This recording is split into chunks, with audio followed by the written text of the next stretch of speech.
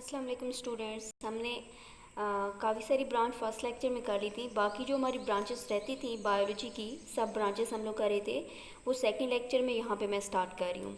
सबसे पहले जो हमारे पास ब्रांच है दैट इज़ एम्ब्रियोलॉजी।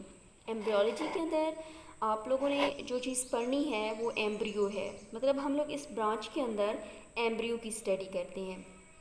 एम्ब्रियो को आप लोग इस तरह से डिफ़ाइन कर सकते हैं कि एम्ब्रियो एक नया डेवलप होने वाला ऑफस्प्रिंग होता है जिसने डेवलप होकर एक न्यू इंडिविजुअल देना होता है किसी भी नस्ल का।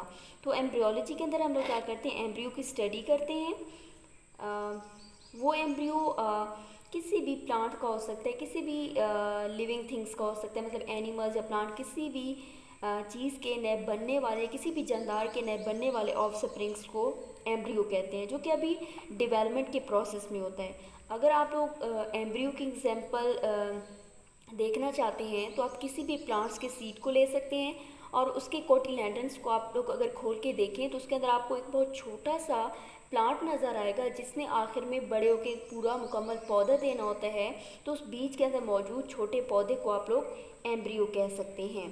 तो याद रहे कि एम्ब्रियोलॉजी के अंदर हम लोग एम्ब्रियो की ही स्टडी करते हैं। नेक्स्ट हमारे पास डेफिनेशन आ जाती है वो टैक्सोनॉमी है।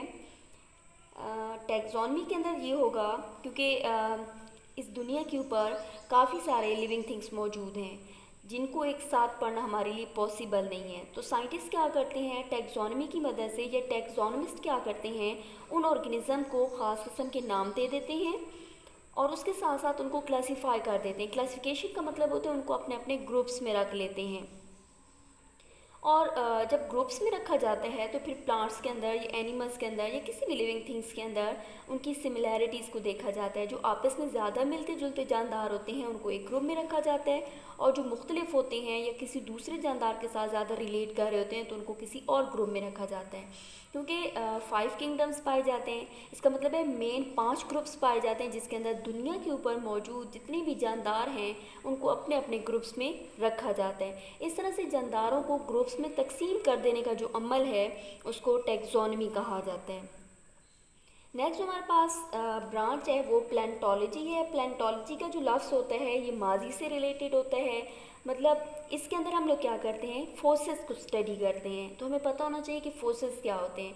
फोसिल्स तो किसी भी एक्सटिंक्ट ऑर्गेनिज्म उस जानदार को कहा जाता है जो नापैद हो चुका होता है, मतलब जिसकी नस्ल का एक भी जानदार अब इस दुनिया पे मौजूद नहीं होता। तो ऐसे जानदारों को एक्सटिंक्ट ऑर्गेनिजम्स कहते हैं। हम एक्सटेंट ऑर्गेनिज्म की यहाँ पे स्टडी करते हैं, मतलब उनके फोसिल्स की स्टडी करते हैं। फोसिल्स का मतलब ये भी हो जाएगा कि उनके कहीं न कहीं पे जो निशानात हैं या उनके जिस्म का कोई भी हिस्सा काफ़ी अरसे से कहीं पे मौजूद है, हालांकि वो कई अरसा पहले जानदार ख़त्म हो चुके होते हैं, लेकिन साइंटिस्ट उस चीज़ को, किसी भी जिस्म के हिस्से को तलाश कर लेते हैं, फिर उसके ऊपर स्टडी करना शुरू करते हैं। तो इस ब्रांच को प्लेंटोलॉजी कहा जाता है। नेक्स्ट हमारे पास डेफिनेशन है वो इन्वायरमेंटल बायोलॉजी है। इन्वायरमेंटल बायोलॉजी के अंदर हम क्या करेंगे, ऑर्गेनिजम्स को स्टडी करेंगे, उसके माहौल को स्टडी करेंगे कि क्या ऑर्गेनिज़म का अपने माहौल के साथ क्या रिलेशनशिप है, कि जिस माहौल के अंदर एक ऑर्गेनिज़म रह रहा है उसके माहौल का उसके ऊपर क्या असर है या क्या दोनों का आपस में रिलेशनशिप है।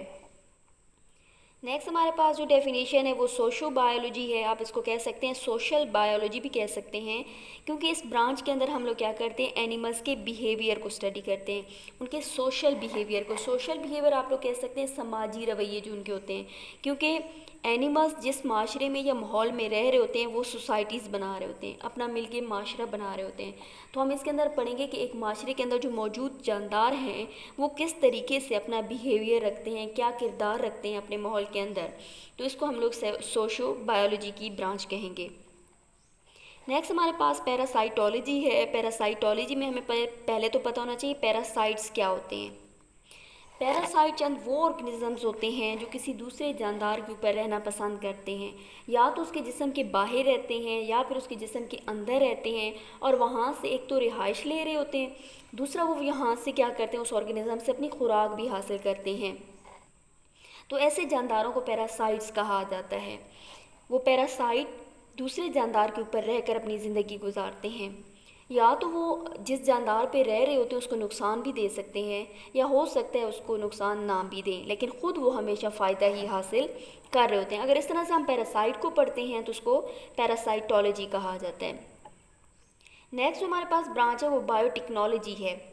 بائیو ٹیکنالوجی کے اندر ہم یہ چیز پڑھیں گے کہ کسی بھی آرگنزمس کو ہم اپنے فائدے کے لیے استعمال کر لیتے ہیں، اس آرگنزمس کو یوز کرتے ہوئے کچھ ایسے پروڈکٹس بنائے جاتے ہیں جو انسانی فائدے کے لیے ہوتے ہیں، مطلب welfare of the mankind, انسانیت کو فائدہ دینے کے لیے ہم لوگ کچھ پروڈکٹس تیار کرتے ہیں اور وہ کسی لیونگ تھنگس کو یوز کر کے کرتے ہیں۔ ہمارے پاس اگزامپلز ہے انسولین کی، بیکٹیریا کو لے لیا جاتا ہے، بیکٹیریا کو یوز کیا جاتا ہے اور اس کے اندر انسولین تیار کرائی جاتی ہے۔ ہمیں پتہ ہے کہ وہ انسولین شوگر کے مریضوں کے لیے یوز ہوتی ہے تاکہ ان کے اندر شوگر کا لیول کنٹرول رہے۔ تو یہ ہمارے پاس اگزامپل تھی بائیو ٹیکنالوجی کی، جس کے اندر ہم بیکٹیریا کو استعمال کرتے ہیں، انسولین بناتے ہیں، اور انسولین تو پھر ان پیشنٹس کو لگائی جاتی ہے جن کے اندر گلوکوز کا لیول کنٹرول نہیں رہتا۔ نیکسٹ ہمارے پاس ہے امیونولوجی۔ امیونولوجی کے اندر ہم امیون سسٹم پڑھیں گے۔ امیون سسٹم کا مطلب ہوتا ہے قوت مدافعت، کیونکہ قوت مدافع یا امیون سسٹم ایک ایسا سسٹم ہے ہمارے اندر جو ہمیں ڈیفینڈ کرتا ہے، مطلب ہمارا محافظ ہوتا ہے۔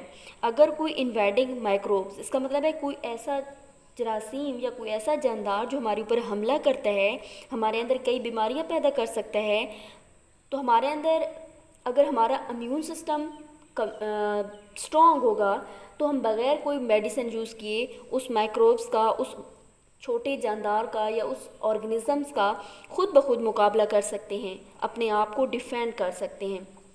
تو امیون سسٹم ہمارے اندر ایک طاقت ہے، ایک قوت مدافعت ہے جو ہمارے اندر خود سے کسی بھی بیماریوں کے خلاف یا کسی بھی جراثیم کے خلاف لڑنے کی صلاحیت ہوتی ہے۔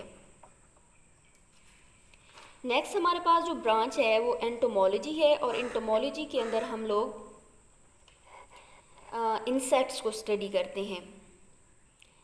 نیکسٹ ہمارے پاس ہے فارماکولوجی، نام سے شور ہے، فارمیسی یا فارما مطلب میڈیسن سے ریلیٹڈ۔ تو ہم فارماکولوجی کے اندر کیا کرتے ہیں، ڈرگس کو اسٹڈی کرتے ہیں۔ ڈرگس کو ہم لوگ کوئی نشہ آور چیز کنسیڈر نہیں کریں گے، بلکہ یہاں پہ ہم ان کو میڈیسنس کے طور پر لیں گے کہ فارماکولوجی کے اندر ہم لوگ میڈیسنس کو پڑھتے ہیں اور یہ چیز پڑھتے ہیں کہ یہ میڈیسن کیسے افیکٹس کرتے ہیں، کون سے اثرات رکھتی ہیں ہیومن بینگس کے اوپر۔ تو فارماکولوجی کے اندر ڈرگس کی اسٹڈی ہوتی ہے اور ان کے افیکٹس کی اسٹڈی ہوتی ہے، کیونکہ ڈرگس ہیومن بینگ کی باڈی پر افیکٹس کرتے ہیں۔ Thank you.